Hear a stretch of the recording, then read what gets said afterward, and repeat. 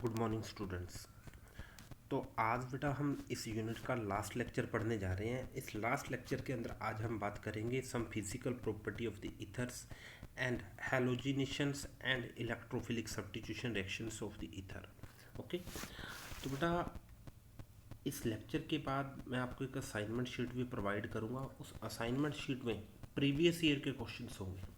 उन previous year questions को आपने बहुत अच्छे से सॉल्व करना है और फिर मोस्ट ऑफ टाइम उसके अंदर सभी क्वेश्चन आपसे सॉल्व हो जाएंगे। ओके, तो आज हम शुरू करने जा रहे हैं बेटा physical property of the ether. कल हमने बात कर ली थी बेटा ईथर के बारे में और ईथर की प्रिपरेशंस को भी पढ़ा हमने। ओके, तो फर्स्ट पॉइंट है बेटा डाइपोल मूवमेंट्स। ओके, तो डाइपोल मूवमेंट हमने +1 क्लास के अंदर पढ़ा था कि किसी भी मॉलिक्यूल के पास चार्ज है या नहीं है। ओके, तो आप सभी बच्चों को बहुत अच्छे से पता है बेटा ईथर के पास ऑक्सीजन ग्रुप प्रेजेंट होता है, ऑक्सीजन एलिमेंट प्रेजेंट होता है और इस ऑक्सीजन के पास लोन पेयर की प्रेजेंस होती है। आप सभी बच्चों को ये भी पता है। तो बेटा लोन पेयर की प्रेजेंस के कारण जो हमारे ईथर होते हैं उनके पास डाइपोल मूवमेंट हमेशा ही प्रेजेंस होता है। मीन्स उनका म्यू की वैल्यू बेटा हमेशा नॉट इक्वल टू 0 रहेगी और ये डाइपोल मूवमेंट होते हैं, मीन्स पोलर नेचर के होंगे। ओके, अब जो नेक्स्ट इंपॉर्टेंट पॉइंट है that is the boiling point temperature. Okay, तो हम बात करने जा रहे हैं बेटा ईथर का बॉइलिंग पॉइंट टेम्परेचर कौन कौन से फैक्टर के ऊपर डिपेंड करेगा। ओके, तो फर्स्ट है बेटा आप देख सकते हो यहाँ पे मैंने डाई मिथाइल ईथर लिया, फिर मैंने इथाइल मिथाइल ईथर लिया, फिर यहाँ पे बेटा डाई इथाइल मिथर लिया और आप इन सभी मॉलिक्यूल्स के अंदर फोर्थ और फिफ्थ के अंदर भी आप देख सकते हो इन सभी मॉलिक्यूल्स के अंदर मैंने बेटा मॉलिक्यूल्स के साइज को मैं इंक्रीज कर रहा हूँ। यहाँ पे आप देख सकते हो 2 कार्बन का ईथर है, यहाँ पे 3 कार्बन का ईथर है, यहाँ पे बेटा 4 कार्बन का ईथर है और यहाँ पे 5 कार्बन का ईथर है और एसोन यहाँ पे बेटा 6 कार्बन का ईथर है। तो ध्यान रहे बेटा जैसे जैसे किसी भी मॉलिक्यूल का साइज इंक्रीज करता है, इंक्रीज से बेटा वंडरवाल फोर्सेस इंक्रीज करेंगी और वंडरवाल फोर्सेस इंक्रीज करने से बेटा हमेशा ही बॉइलिंग पॉइंट टेम्परेचर इंक्रीज होता है। ओके, तो इस रिजल्ट के थ्रू आप बता सकते हो यहाँ पे बेटा जो फिफ्थ मॉलिक्यूल है हमारा ईथर का, ओके, उसका बॉइलिंग पॉइंट सबसे ज़्यादा रहेगा। उसके बाद बेटा फोर्थ वाले का, फिर थर्ड वाले का, फिर सेकंड वाले का और फिर लास्ट में बेटा फर्स्ट वाले का। ओके, तो बॉइलिंग पॉइंट टेम्परेचर को बेटा इस टाइप से आप क्लियर करोगे। ओके, अब नेक्स्ट टॉपिक है बेटा हमारा वो भी बॉइलिंग पॉइंट से रिलेटेड है। ओके, तो इसके अंदर आप देख रहे हो बेटा यहाँ पे मैंने एक अल्केन का मॉलिक्यूल लिया, सेकंड बेटा भी कि मैंने एल्कोहल्स का एक मॉलिक्यूल लिया और यहाँ पे बेटा मैंने एक ईथर का मॉलिक्यूल लिया। ओके, तो इन सभी मॉलिक्यूल्स के अंदर जो सेम पॉइंट है वो ये है बेटा यहाँ पे भी 5 कार्बन का एक मॉलिक्यूल है, यहाँ पे बेटा 5 कार्बन है और यहाँ पे भी 5 कार्बन है। अब हम बात करने जा रहे हैं इन सभी मॉलिक्यूल्स के अंदर किस मॉलिक्यूल्स का बॉइलिंग पॉइंट टेम्परेचर ज़्यादा होगा। ओके, तो ध्यान रहे बेटा जब भी आपने बॉइलिंग पॉइंट टेम्परेचर को चेक करना हो तो हमेशा ही मॉलिक्यूल्स की बेटा इंटर आयनिक फोर्सेस को चेक किया जाता है। ओके, मींस उन मॉलिक्यूल्स के बीच में कहाँ पे अट्रैक्टिव फोर्सेस ज़्यादा हैं।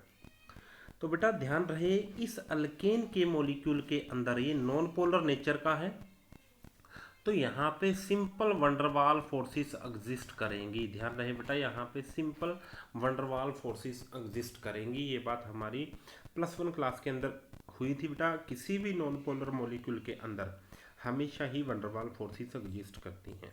ओके, अब यहाँ पे बेटा आप देख सकते हो इस अल्कोहल्स के मॉलिक्यूल के अंदर ऑक्सीजन के साथ H अटैच है तो यहाँ पे बेटा हाइड्रोजन बॉन्डिंग एग्जिस्ट करेगी। ध्यान रहे बेटा यहाँ पे हाइड्रोजन बॉन्डिंग एग्जिस्ट करेगी इस मॉलिक्यूल्स के अंदर। ओके, अब यहाँ पे बेटा ये थर्ड वाला मॉलिक्यूल है, ये वाला बेटा जी नॉन पोलर नेचर का नहीं है, ये वाला पोलर मॉलिक्यूल है। हाइड्रोजन बॉन्डिंग नहीं हो सकती क्योंकि बेटा हाइड्रोजन बॉन्डिंग के लिए आप सभी बच्चों को पता है hydrogen should be attach with oxygen, nitrogen और फ्लोरीन, बट यहाँ पे बेटा ऑक्सीजन के साथ कोई भी हाइड्रोजन अटैच नहीं है तो यहाँ पे बेटा वीक आयनिक फोर्सेस एग्जिस्ट करेंगी। ओके, तो बेटा आपने देखा यहाँ पे सिंपल वंडरवाल फोर्सेस, इस मॉलिक्यूल के अंदर हाइड्रोजन बॉन्डिंग और यहाँ पे बेटा इस थर्ड मॉलिक्यूल के अंदर वीक आयनिक फोर्सेस एग्जिस्ट करेंगी। तो बेटा आप सभी बच्चों को बहुत अच्छे से पता है जो स्ट्रेंथ होती है बॉन्डिंग की हाइड्रोजन बॉन्डिंग बेटा सबसे ज़्यादा स्ट्रॉन्ग होती है। उसके बाद बेटा आयनिक फोर्सेस का नंबर आएगा और थर्ड आपका वीक वंडरवाल फोर्सेस का नंबर आएगा। ओके, तो इस बेसिस के ऊपर आप बता सकते हो सेकंड मॉलिक्यूल जो अल्कोहल्स होते हैं उनका बॉइलिंग पॉइंट सबसे ज़्यादा, फिर बेटा जी ईथर का आएगा और इसके बाद फर्स्ट हमारा अल्केन मॉलिक्यूल्स का आ जाएगा। ओके, तो इस टाइप से बेटा जी आप इस पूरे के पूरे पोर्शन को कर सकते हो कि किस मॉलिक्यूल्स का बेटा बॉइलिंग पॉइंट चेंज हो जाता है, या बॉइलिंग पॉइंट के क्वेश्चन आप इससे सॉल्व कर सकते हो। ओके, अब आप देखोगे बेटा नेक्स्ट, जो कि हम बार बार इन्हीं केमिकल रिएक्शंस को पढ़ रहे हैं हम, तो यहाँ से एक बेटा मैंने पॉइंट लिखा है, ether also having ortho and para directing for the electrophilic substitution reactions. तो बेटा ये बात आई थिंक बताने की ज़्यादा ज़रूरत नहीं है, क्योंकि आपने करना क्या है बेटा, एक बार बेंजीन रिंग के ऊपर ईथर का मॉलिक्यूल बनाना है, उसके बाद इसके रेजोनेटिक स्ट्रक्चर बना के देखने हैं आपने। तो रेजोनेटिक स्ट्रक्चर जैसे ही बनाओगे बेटा आप देखोगे ऑर्थो एंड पैरा पोजीशन के ऊपर नेगेटिव चार्ज अपीयर हो जाएगा। ओके, हमने बेटा रेजोनेंस के जब भी हमने टॉपिक पढ़ा था रेजोनेंस का, तो वहाँ पे भी ये बात हमने ऑब्जर्व की थी। तो इट मीन्स अगर नेगेटिव चार्ज ऑर्थो और पैरा पोजीशन के ऊपर अपीयर हो रहा है, तो इट मीन्स जो इलेक्ट्रोफाइल होगा, जो भी पॉजिटिव ग्रुप होगा, वो हमेशा ऑर्थो और पैरा के ऊपर अटैक करेगा।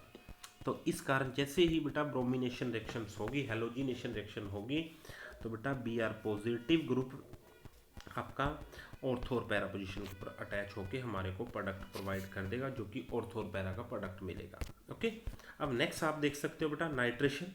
नाइट्रेशन के अंदर सभी बच्चों को बहुत अच्छे से पता है, नाइट्रिक एसिड के साथ रिएक्शन देंगे और हमारे NO2 ग्रुप को ऑर्थो और पैरा पोजीशन के ऊपर आप अटैच कर दोगे। ओके, नेक्स्ट सिंपली बेटा जी सेम मेथड रहेगा सल्फोनेशन का। सल्फोनेशन के आप सभी बच्चों को पता है SO3H group ortho and para position के ऊपर अटैच करोगे। ओके, अब लास्ट है जो कि हमारा बेटा इंपॉर्टेंट रिएक्शन होती है हमेशा ही, Friedel Crafts alkylation reaction of the ether. Friedel Crafts alkylation के अंदर बेटा अल्काइल ग्रुप जो CH3H पॉजिटिव ग्रुप ऑर्थो और पैरा पोजीशन के ऊपर अटैक कर देगा और आपको ये वाले दो प्रोडक्ट की फॉर्मेशन हो चुकी है। ओके, तो बेटा यहाँ पे हमारा पूरे का पूरा अल्कोहल्स, फिनोल्स एंड ईथर पूरा चैप्टर आपका कंप्लीट हो जाता है। तो आई होप बेटा सभी बच्चों ने बहुत अच्छे से इस चैप्टर को अच्छे से पढ़ा होगा। लगभग बेटा इसके 19 लेक्चर हो चुके हैं, तो धीरे धीरे करके बेटा एक स्टेप टू स्टेप इन लेक्चर्स को आपने बार बार देखने की कोशिश करनी है। फिर भी किसी बच्चे को कोई डाउट्स हैं बेटा, उस डाउट्स को बेटा आपने पर्सनली मेरे साथ कॉन्टैक्ट करना है। और अब मैं बेटा एक असाइनमेंट शीट बनाने जा रहा हूँ जिसके अंदर अल्कोहल्स, फिनोल्स और ईथर के प्रीवियस ईयर के CBSE क्वेश्चन हैं, उन क्वेश्चन को सॉल्व कीजिए बेटा। ठीक है, सॉल्व करने के बाद आपका कॉन्फिडेंस बनेगा। ठीक है जी, और NCERT पोर्शन बेटा लगभग हमने NCERT पोर्शन से भी बहुत ज़्यादा करवाया है यहाँ पे। Okay, thank you and have a nice day.